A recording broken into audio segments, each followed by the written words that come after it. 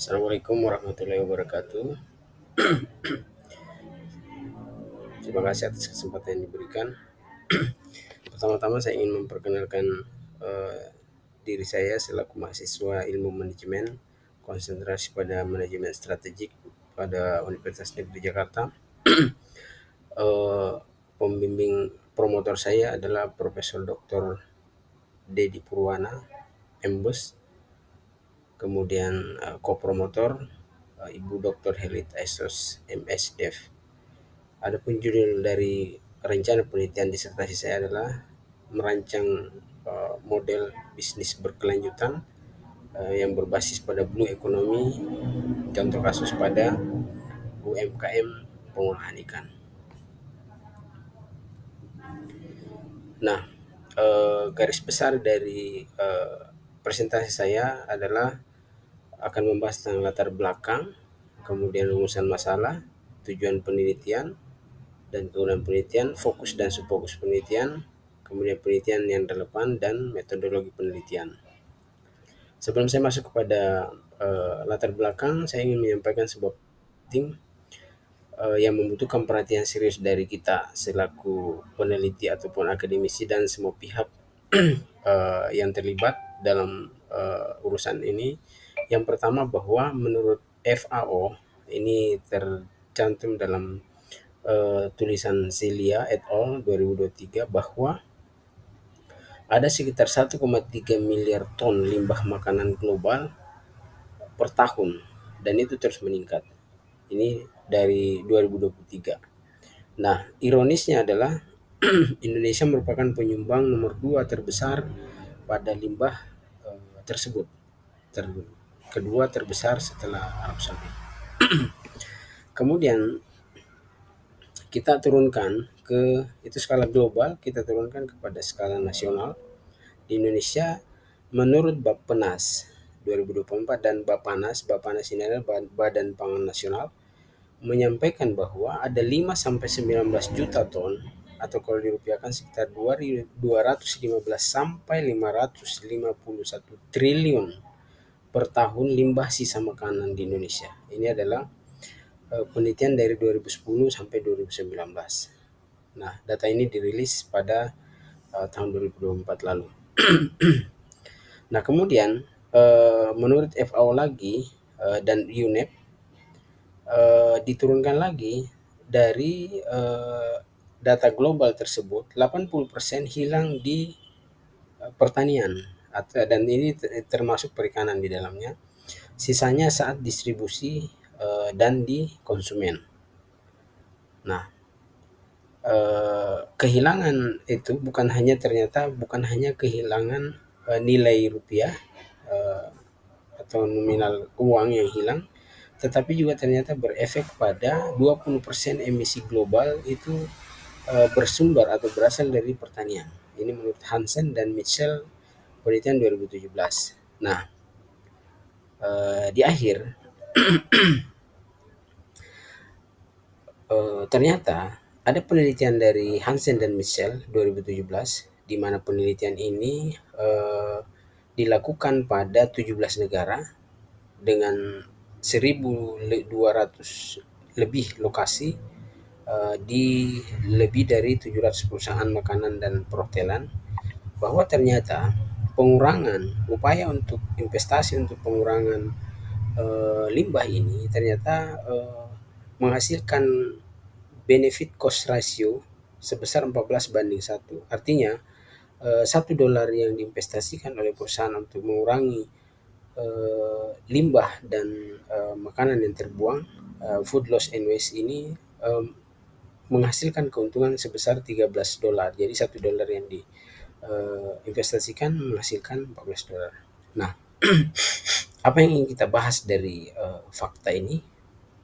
Nah, ini saya mulai dengan latar belakang.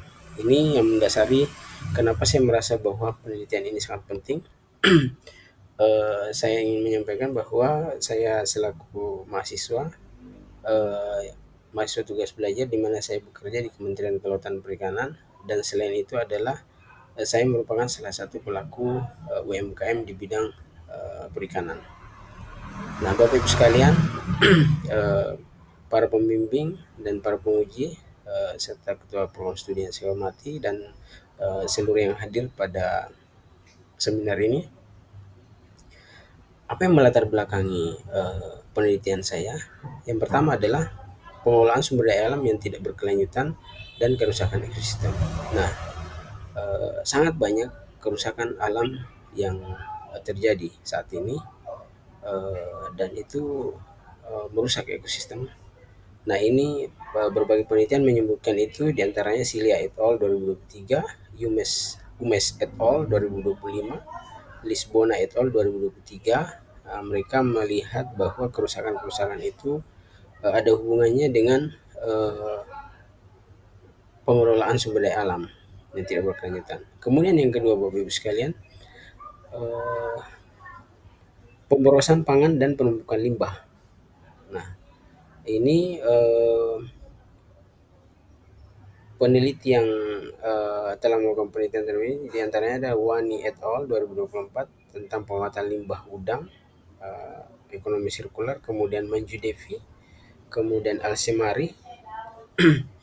Nah, ini berhubungan dengan SDGs atau Sustainable Development Goals ke-12. Kalau yang tadi itu 14, yaitu melindungi ekosistem laut, yang ini yang nomor 12. Untuk kita tahu bahwa SDGs itu ada 17 poin ya Bapak Ibu sekalian, dan SDG 12 itu menyebutkan tentang konsumsi dan produksi yang bertanggung jawab. Kemudian latar belakang yang ketiga adalah perlunya pendekatan triple bottom line dan blue economy untuk keberlanjutan. Jadi Bapak Ibu sekalian, banyak fakta kita lihat bahwa pengelolaan sumber daya alam itu untuk sustainability itu belum memadukan antara keberlanjutan people, planet, dan profit. Pada umumnya banyak yang bicara keberlanjutan tetapi hanya aspek keuntungan ekonomi saja, tetapi belum berbicara tentang keberlanjutan dari segi environment atau lingkungan dan dari segi sosial. Nah, penelitian yang sudah dilakukan terhadap ini diantaranya yang pertama, saya mau sampaikan bahwa triple bottom line ini disampaikan pertama kali oleh John Elkington tahun 1998. Eh, Kemudian Parsa et al. 2024, ini penelitian yang mendukung ekonomi sirkular manajemen limbah. Kemudian Lee et al. 2020, konflik ekonomi dan lingkungan kinerja perikanan. Nah, ini juga berhubungan dengan SDGs 12, 14, 13, dan 15 tentang keberlanjutan lingkungan. Nah, kemudian Bapak Ibu sekalian, di penelitian ini itu mengangkat studi kasus tentang UMKM. UMKM ini baru saya membaca tulisan bahwa kepanjangannya secara umum kan usaha mikro kecil menengah. Nah, saat ini di negara kita ada yang memplesetkannya menjadi untuk uh, untuk mereka yang kuat mental. Untung masih kuat mental. Nah, ini jadi uh, menggambarkan bahwa kondisi UMKM kita itu tidak sedang baik-baik saja. Nah, di antaranya ada penelitian Amber ini 2017 yang menceritakan tentang keterbatasan teknologi pengolahan limbah. Kemudian Freelanda et al. 2023 tentang polusi air, efisiensi produksi. Talib 2018 tentang industri perikanan dan tantangan UMKM. Kemudian banyak lagi penelitian lain yang berhubungan dengan UMKM yang intinya menyampaikan bahwa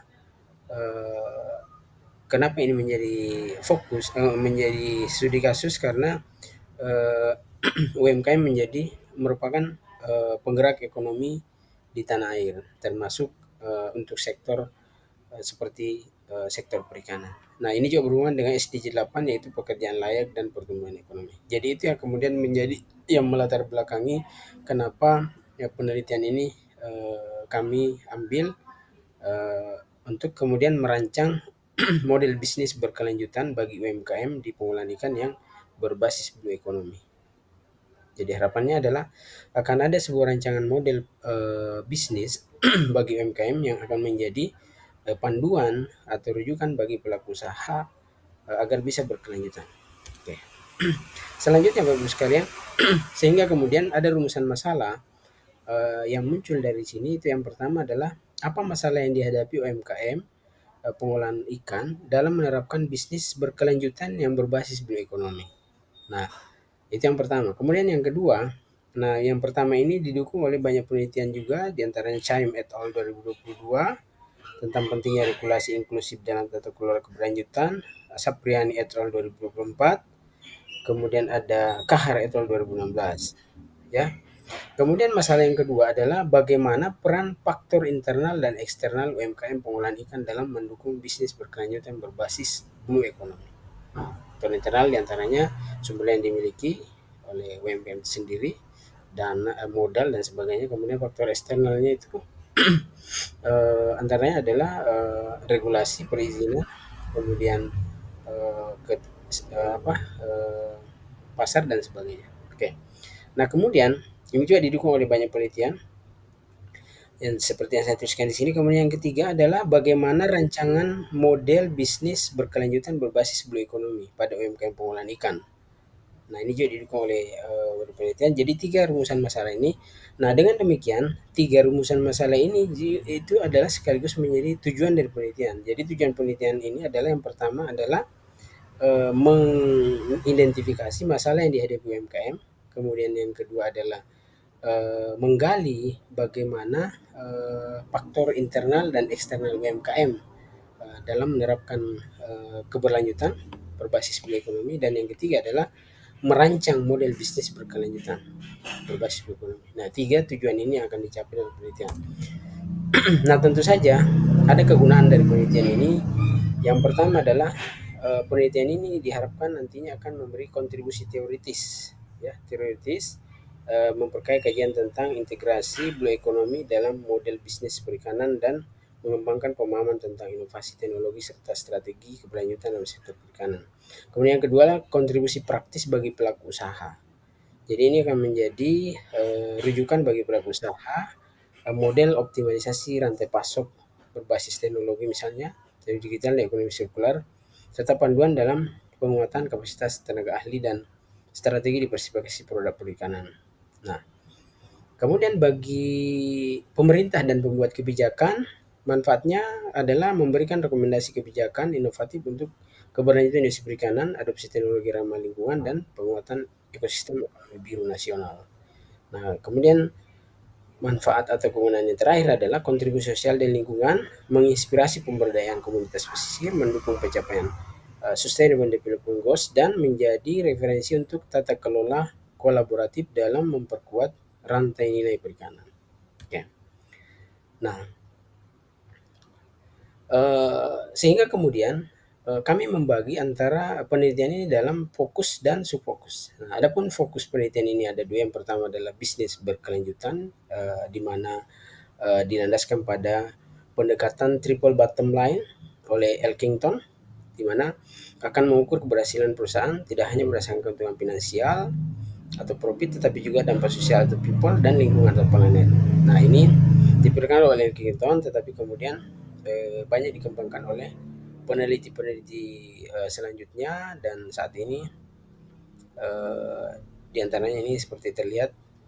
Kemudian yang kedua adalah fokus yang kedua adalah blue economy. Blue economy berfokus pada pengolahan sumber daya laut dan pesisir secara berkelanjutan untuk meningkatkan kesejahteraan ekonomi tanpa merusak ekosistem laut.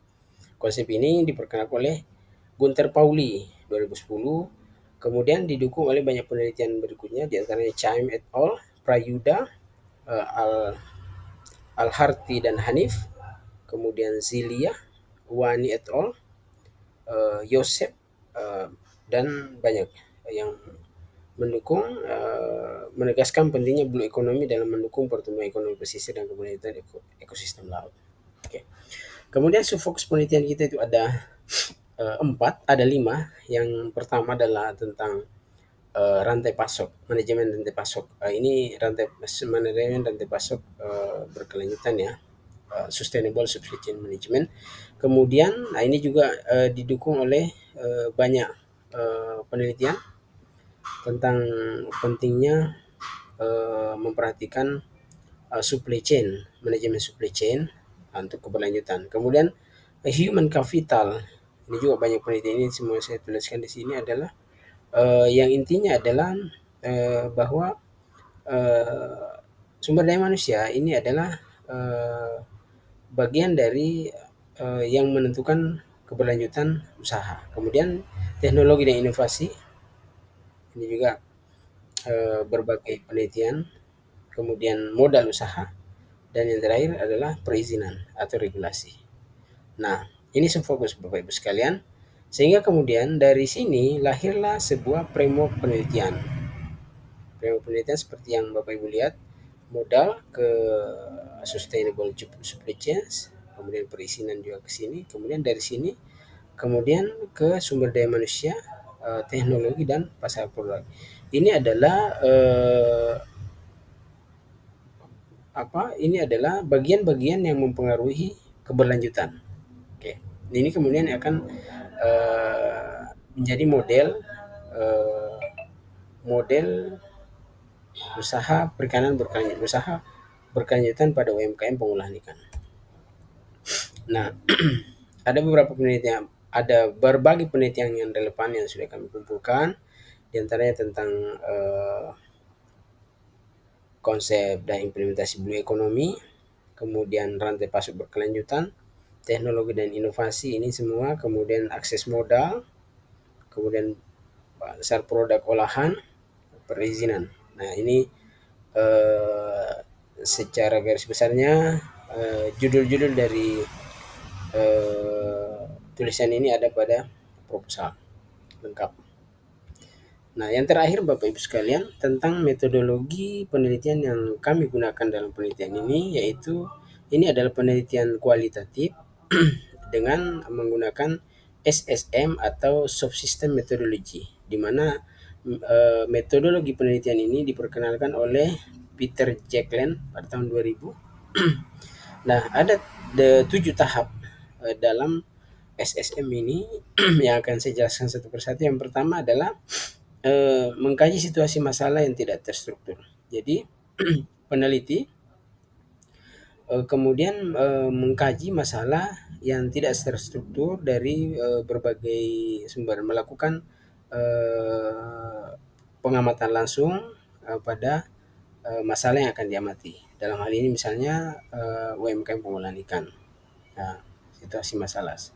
Kemudian yang kedua selanjutnya adalah masalah yang sudah diamati itu kemudian diekspresikan dengan rich picture. Rich picture ini adalah gambaran utuh, gambaran sebenarnya dari situasi. Jadi situasi yang tidak terstruktur ini kemudian digambarkan secara utuh.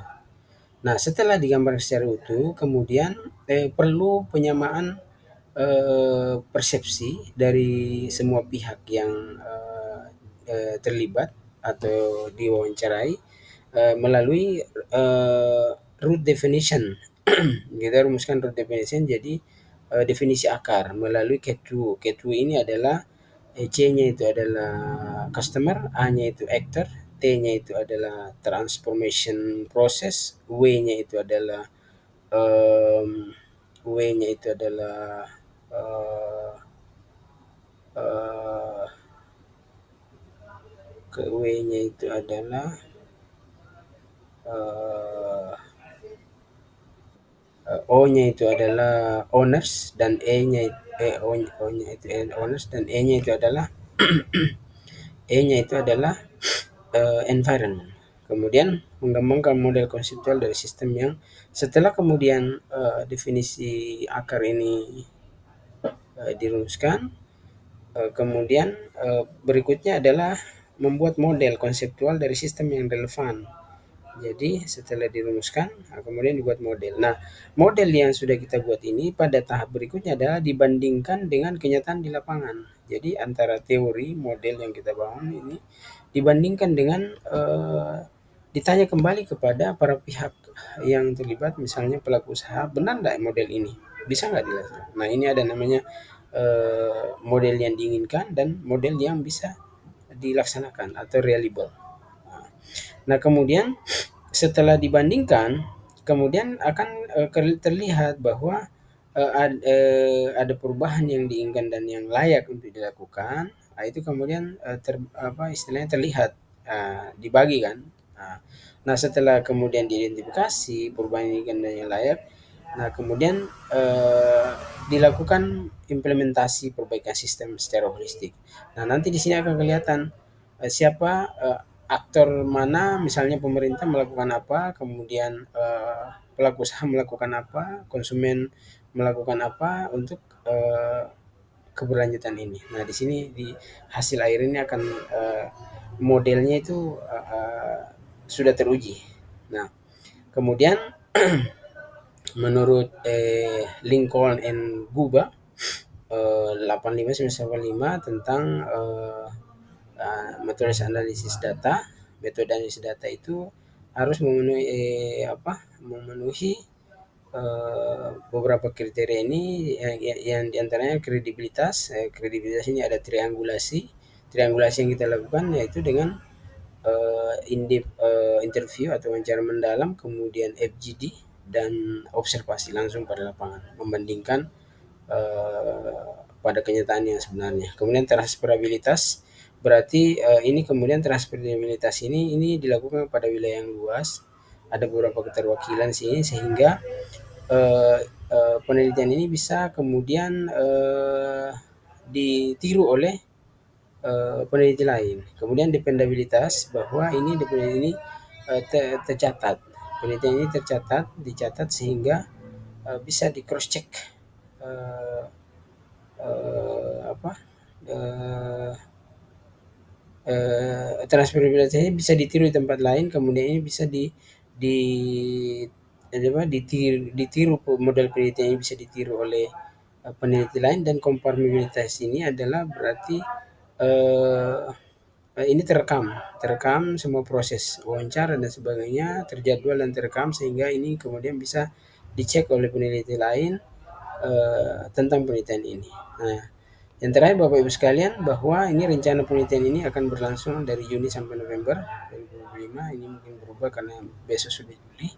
Kemudian lokasinya adalah UMKM pengolahan ikan di beberapa daerah di Jawa, Sulawesi, Sumatera, dan Maluku. Ini adalah keterwakilan ini dalam rangka, ini tadi transferabilitas, bahwa ini bisa kemudian mewakili, berbagai tempat karena UMKM ini tersebar di, tanah air ya Bapak Ibu sekalian, dengan keragaman masing-masing.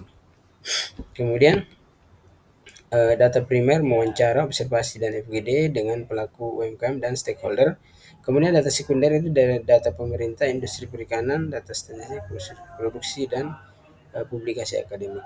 Demikian Bapak Ibu sekalian, saya sangat berharap adanya, masukan, saran dan kritik, yang tentunya akan, membangun, yang tentunya akan, memperkaya dan menguatkan, penelitian yang akan saya lakukan. Terima kasih atas, masukannya nanti, dan saya, kembalikan kepada, Bapak kepada Prof. Umi selaku, pimpinan sidang. Demikian, terima kasih. Assalamualaikum warahmatullahi wabarakatuh.